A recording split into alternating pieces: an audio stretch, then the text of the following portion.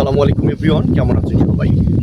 এখন আমি যে ধানের জমিতে অবস্থান করছি, এখানে মূলত মাজরা পোকার আক্রমণ ঘটেছে।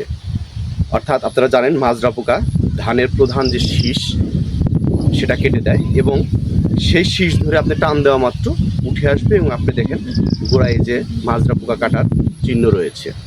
দেখতে পাচ্ছেন মাজরা পোকার আক্রমণ ঘটেছে জমিতে, অর্থাৎ মাজরা পোকা আমি যদি একটি শীষ ধরে টান দিই তাহলে এই যে মাঝখানে শীষটি উঠে আসছে, আরও একটি ধরে যদি টান দিই এই যে আবার উঠে আসছে।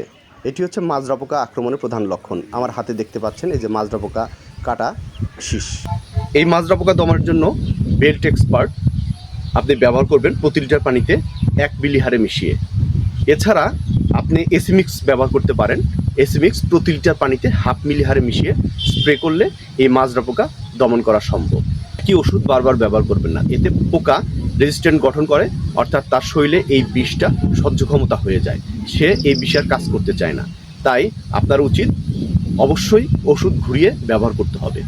কৃষি বিষয়ে বিভিন্ন তথ্য ও পরামর্শ পেতে আমাদের পেজটি ফলো দিয়ে পাশে থাকুন। সেই সাথে ধান চাষ বিষয়ে যদি আপনাদের কোনো প্রশ্ন থাকে তাহলে কমেন্টসে বলে যাবেন এবং ভিডিওটি বেশি বেশি শেয়ার দিবেন। এই সিজনে সাধারণত মাজরা পোকার আক্রমণ ঘটলে কৃষক দিশেহারা হয়ে পড়ে, যেন সবাই সচেতন হতে পারে। ধন্যবাদ সবাইকে।